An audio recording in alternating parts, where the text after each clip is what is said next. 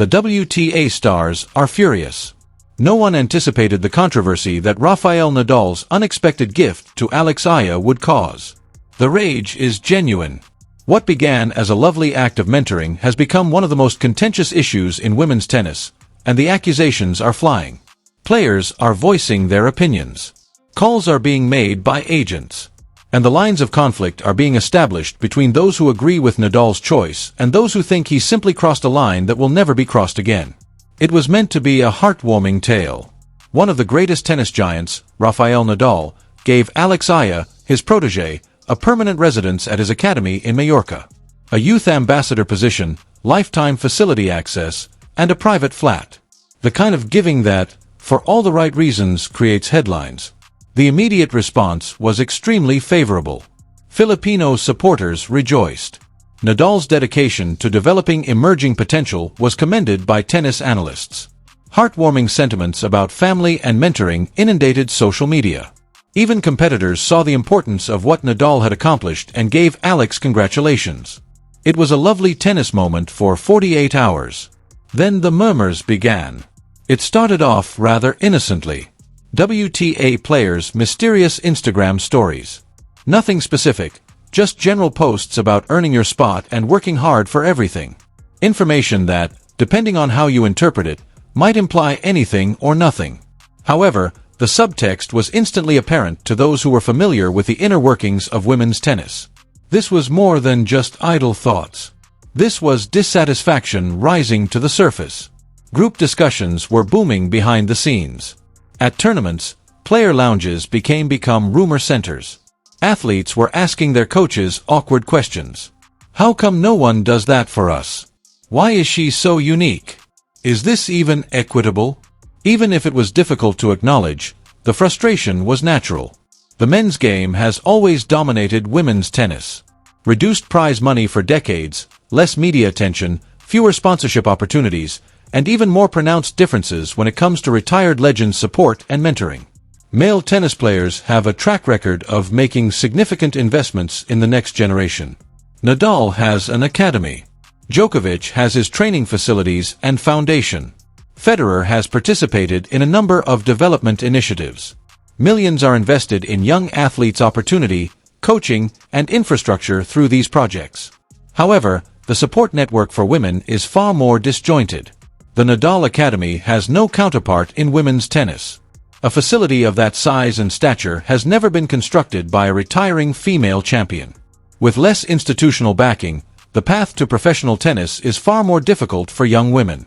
Thus, a painful reality that many WTA players have been dealing with for years was brought to light when Nadal handed Alexia this remarkable present. Opportunities are not allocated equitably, and the system is unfair. It was more than simply a flat that Alex was getting. She had access to connections, coaching networks, and top-notch facilities that most female athletes could only imagine. She was receiving the kind of institutional support that may elevate a mediocre career. And in a sport when female athletes seldom get that kind of support, she was receiving it from a male great. The initial joy started to turn into something more sinister. Anger, resentment, and jealousy, not necessarily directed at Alex personally, but rather at the system that enabled her story while causing so many others to suffer. The story had completely changed in less than a week. What had once been a touching story of mentoring was now being re-examined from a far more critical perspective. Suddenly, questions that no one had raised before sounded essential and inevitable. Alex, why? What about the numerous other gifted young athletes in the academy? What about the innumerable female players that work hard on the lower-level circuits without any kind of support? Was this favoritism or generosity? Motivation or inequity? The person who would light the match was someone no one anticipated, and the feel-good tale was on the verge of turning into a major issue. The tennis world would be completely divided by what transpired next. Madison Keys, an unusual source, was the first public indication that anything was amiss. Known for being one of the more tactful and upbeat voices on tour, Keys tweeted something that seemed harmless. Phrase, "Imagine if we all had a permanent home base with world-class facilities. The game would look so different." Quote ending. Although it seemed like a random thought at first, the timing could not be disregarded. Only 3 days had passed since Nadal Aya's declaration, and tennis insiders knew exactly what she meant to say. It was obvious what the subtext was. Everyone should have access to this, not just one individual. In a matter of hours, the tweet received thousands of likes. At first, other players were cautious, but as time went on, their aggressiveness increased. Hard work should be rewarded, but opportunities shouldn't depend on who you know, wrote Donna Vekic, a Croatian tennis player who had worked her way through the lower tiers of the sport without much institutional backing. Some of us have been working just as hard for just as long, said Julia Putin, a furious Kazakh player. Where's our second home? The comment section under each post became a battlefield.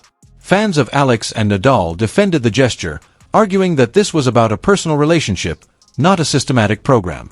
Critics fired back, pointing out that personal relationships in tennis are often shaped by privilege and access that not everyone has. But the real turning point came when Anchebor, one of the most beloved players on tour and a trailblazer for Arab and African tennis, weighed in with a more pointed message. Quote, "I love Rafa. I adore his contributions to tennis, but let's be realistic about this.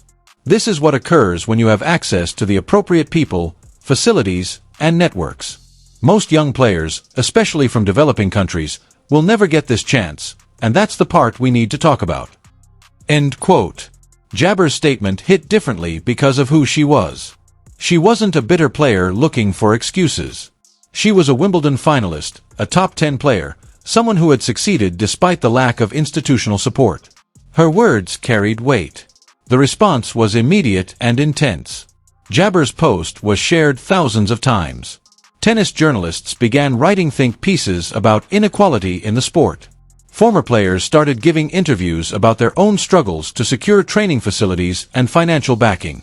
And through it all, Alex Eala remained silent. She was advised by her team to stay out of the fray. Quote, "Don't engage." End quote. They told her, "Let it blow over." But the silence was interpreted by some as indifference or even arrogance. Why wasn't she addressing the criticism? Did she not understand how privileged she was? Did she not care about the players who didn't have what she had? The pressure was building from all sides. Alex's Instagram comments became increasingly hostile. People who had celebrated her just days earlier were now questioning her character. The Filipino community, initially united in pride, began to fracture as some voices wondered if Alex should turn down the gift to make a statement about equality. Meanwhile, Nadal was facing his own backlash. Spanish media, which had initially praised his generosity, started asking harder questions. Why had he chosen Alex specifically? Were there other deserving players at his academy who had been overlooked? Had he considered the optics of a male legend giving such a significant gift to a young female player? The insinuations were ugly and Nadal's team quickly shut them down. But the damage was done. The narrative had shifted from beautiful mentorship to controversial favoritism. And then just when it seemed like things couldn't get more heated, Jessica Pegula decided to speak. What she said would change everything. Jessica Pegula didn't need to say anything. As the daughter of billionaire Terry Pegula, owner of the Buffalo Bills and Buffalo Sabres, she had more resources than almost any player on tour. She had access to private facilities, world-class coaches, and unlimited funding for her tennis career. If anyone could have stayed quiet about privilege and access, it was her. But that's exactly why her decision to speak out was so devastating. In an interview with Tennis Channel that aired on a Thursday evening, Pegula was asked directly about the Nadal ISA situation. The host framed it as a softball question, expecting Pegula to offer bland praise for Nadal's generosity. Instead, she dropped a bomb. "Look, I have to be honest here," Pegula began, her tone measured but firm. "What Rafa did is generous on a personal level. I understand that. However, we must recognize the true meaning of this.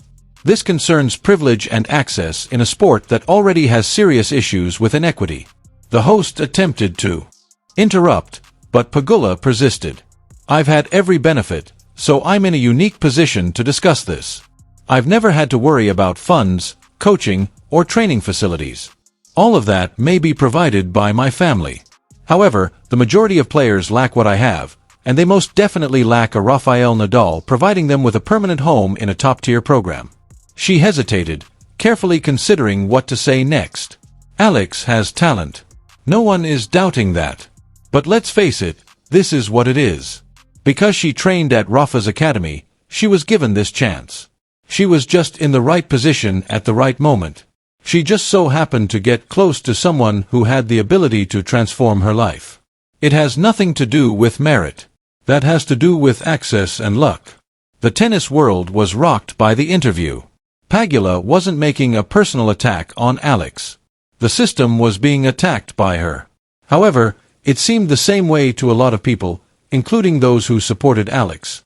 How could you keep the individual from taking advantage of the opportunity? Without suggesting that Alex didn't deserve what she got, how could you criticize the system? The reaction was violent and quick. Anger-filled remarks inundated Pegula's social media.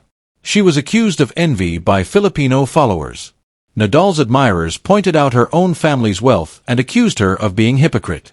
Concerned about the publicity of criticizing a heartwarming tale, even several of her fellow American athletes distanced themselves from her comments. However, Pegula had also offended a different group within the tennis world. Athletes who had suffered in the absence of institutional assistance. Numerous players, both present and former, came forward with their own stories within hours of the interview airing. Tales of training under inadequate conditions. Tales of borrowing money to pay for instruction. There are tales of those who couldn't afford motels and slept in cars in between competitions. Narratives of more affluent gamers receiving possibilities beyond their wildest dreams. Jessica tweeted what many of us have been thinking about Australian star Tom Yanovich. One individual or one gift is not the focus of this. It concerns a sport that, more than we would want to acknowledge, favors access above merit. The discussion was getting out of hand. What had begun as a critique of Nadal's gift had evolved into a much wider referendum on tennis inequality. Stories of structural disadvantages were being shared by players. Journalists were looking into the financial obstacles that prevent gifted athletes from underdeveloped nations from participating in sports. Uncomfortable questions about why sponsors invest more in players from wealthy countries were being posed to them. Alex Eala, a 20-year-old who had done nothing wrong other than accept a gift from someone she admired, was at the center of it all. She was starting to feel too much pressure to answer. She didn't say anything every day. The criticism intensified. She was accused of being tone-deaf, not realizing her position, and taking advantage of a system that kept others out. What could she say, though? How do you refute claims of privilege without coming out as combative or contemptuous of other people's hardships? Her group was split. Some advisors advised her to release a well-written statement in which she acknowledged the systemic problems and expressed appreciation for what she had been given. Some advised her to remain silent and allow the controversy to fizzle out. Alex struggled with the choice for many sleepless nights. She perused every thought piece, article, and comment. She witnessed respected individuals criticizing the gift. She witnessed those who had previously supported her turn against her. She witnessed her happy moment being reinterpreted as a representation of all the issues with tennis. After being silent for 2 weeks, she eventually felt compelled to speak. Her remarks would either put an end to the debate or make it much worse. On a Monday morning, Alex Eala released a statement that was simultaneously shared on all of her social media accounts. It was more emotional, more defiant, and longer than anyone had anticipated. "I've been silent for 2 weeks because I wanted to choose my words carefully," she said. "The opening lines established the tone right away, but I'm done being quiet while people who don't know my story make assumptions about me, my work ethic, and what I deserve." This was not going to be a meticulously cleaned-up press release. This was a private matter. I want to be very clear. I am appreciative of what Rafa has given me. Extremely appreciative. However, it would be an insult to all the sacrifices I've made for this sport to imply that I didn't deserve this or that I was just fortunate. She continued by describing her journey in ways that she had never before disclosed to the public. She left her family in the Philippines at the age of 14 to pursue her goal, training 6 hours a day starting at age 12. Birthdays, holidays, graduations, ailments, setbacks, and times when she was on the verge of quitting were all missed. She was striving to prove herself against players who had every advantage while living in a strange nation where she didn't understand the language. She wrote, "I didn't come from money. For me to get this opportunity, my family gave up everything. Before I arrived in Majorca, I trained on mediocre courts in Manila. I am fully aware of what it's like to suffer in the absence of resources. I've experienced it. She then directly addressed the question of privilege. Yes, I was fortunate to get into the Rafael Nadal Academy, but I got in because I received a scholarship based on merit. I didn't purchase admission. I had no relationships. I got there because of my talent and perseverance. I put in more effort than anyone after I got there. Any coach will tell you. Ask any player I've trained with. I won Rafa's respect through years of dedication. The statement was raw, vulnerable, and forceful. However, it was also comparable to adding petrol to a fire. Twitter took off in a matter of minutes. Nearly immediately, the tennis community divided into two factions. The message was viewed by Team Alex as a much-needed defense of diligence and individual success. They commended her for advocating for herself. They commented on her article, saying things like, "Finally, someone says it, and this is what real determination."